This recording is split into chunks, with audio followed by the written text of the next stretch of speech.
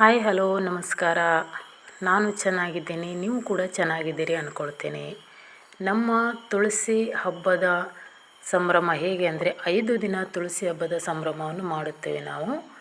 ಅದರ ನಂತರದಲ್ಲಿ 5ನೇ ದಿನ ಚೆನ್ನಾಗಿ ಆ ಒಂದು ತುಳಸಿಗೆ ಅಲಂಕಾರವನ್ನು ಮಾಡಿ ಮನೆಗಳಲ್ಲಿ ಕಿಟಕಿ ಬಾಗಿಲು ಹೊರಗಡೆ ಎಲ್ಲ ಮಣ್ಣಿನ ದೀಪಗಳನ್ನು ಹಚ್ಚಿ ನಾವು ಒಂದು ಬೆಳಕಿನ ಹಬ್ಬದ ಥರ ಈ ಒಂದು ತುಳಸಿ ಪೂಜೆಯನ್ನು ಮಾಡುತ್ತೇವೆ. ಪ್ರತಿಯೊಂದು ಕಡೆ ನಾವು ಮಣ್ಣಿನ ಹಣತೆಯಲ್ಲೇ ಈ ಒಂದು ದೀಪಗಳನ್ನು ಹಚ್ಚೋದು. ಮೊದಲೇ ಮನೆಯಲ್ಲೇ ನಮ್ಮ ಅಮ್ಮ ಎಲ್ಲ ಹಣತೆಗಳನ್ನು ರೆಡಿ ಮಾಡಿ ಅದನ್ನು ಬೆಂಕಿಯಲ್ಲಿ ಸುಟ್ಟು ರೆಡಿ ಮಾಡ್ತಿದ್ರು ಅವರು. ಇವಾಗ ನಾವು ಹೊರಗಡೆಯಿಂದ ತೊಗೊಂಡು ಬಂದರೂ ಸಹ ಮಣ್ಣಿನ ಹಣತೆಗಳನ್ನೇ ತೊಗೊಂಡು ಬಂದು ನಾವು ದೀಪಗಳನ್ನು ಹಚ್ಚೋದು. ಯಾಕಂದರೆ ಈ ಒಂದು ದೀಪ ಅಷ್ಟು ಅಲಂಕಾರವಾಗಿ ಕಾಣೋದರಿಂದ ನಾವು ಮೇಣಬತ್ತಿಗಳನ್ನು ಹಚ್ಚೋದಿಲ್ಲ. ಕೆಲವು ಕಡೆ ಮೇಣಬತ್ತಿಗಳನ್ನು ಹಚ್ಚುತ್ತಾರೆ.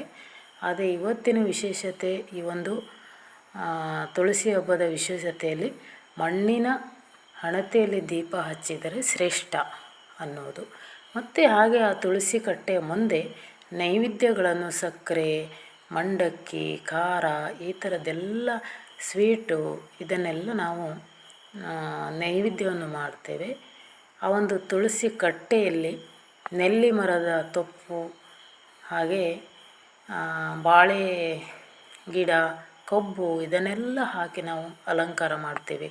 ಈ ಒಂದು ತುಳಸಿ ಹಬ್ಬದ ನಂತರದಲ್ಲಿ ನಮ್ಮ ಕಡೆ ಎಲ್ಲ ನಮ್ಮ ಸಂಪ್ರದಾಯದಲ್ಲಿ ಮದುವೆ ಮಾಡಲು ಯಾವುದೇ ಒಂದು ತೊಂದರೆ ಇಲ್ಲ ಅಂತ, ಅಲ್ಲಿವರೆಗೆ ಯಾವುದೇ ಕಾರಣಕ್ಕೂ ಮದುವೆಗಳನ್ನು ಮಾಡೋದಿಲ್ಲ. ತುಳಸಿ ಹಬ್ಬದ ನಂತರ ಮದುವೆಗಳನ್ನು ಮಾಡೋದು ಒಂದು ಸಂಪ್ರದಾಯದಲ್ಲಿ ನಮ್ಮ ಹಿರಿಯರ ವಾಡಿಕೆಯಲ್ಲಿ ಇದೆ. ನೋಡಿ ಎಷ್ಟು ಚೆಂದ ಅಲಂಕಾರ ಮಾಡಿ ಈ ಥರ ದೀಪಗಳನ್ನು ಹಚ್ಚಿ ಚೆನ್ನಾಗಿ ಎಲ್ಲ ಕಡೆ ಬೆಳಕು ಬರೋ ಥರ ಮಾಡಿ ನಾವು ಕರೆಂಟನ್ನು ಬಂದ್ ಮಾಡ್ತೇವೆ. ಇದು ಗಾಡಿಗಳ ಪೂಜೆ ನೋಡಿ, ಗಾಡಿಗಳ ಪೂಜೆನೂ ಮಾಡ್ತೇವೆ. ನಮ್ಮ ಪುಟ್ಟ ಕಂದ ಧನ್ವಿತ್ 6 ತಿಂಗಳಾಗಿದೆ ನೋಡಿ, ಅವನಿಗೂ ಸಹ ಈ ಒಂದು ಕಾರ್ತೀಕೋತ್ಸವದ ಪೂಜೆ ನೋಡುವ ಒಂದು ಹಂಬಲ. ಹಾಗೆ ನಮ್ಮ ಮನೆಯಲ್ಲಿರುವಂಥ ಹಿರಿಯರು ಕಿರಿಯರು ಮಕ್ಕಳು ಎಲ್ಲ ಸೇರಿ ಪಟಾಕಿ ಹಾಗೆ ಸುರುಸುರು ಕಡ್ಡಿ ಇದನ್ನೆಲ್ಲ ತಗೊಂಡು ನಾವು ಈ ಒಂದು ಆಚರಣೆ ಮಾಡುತ್ತೇವೆ. ಧನ್ಯವಾದ.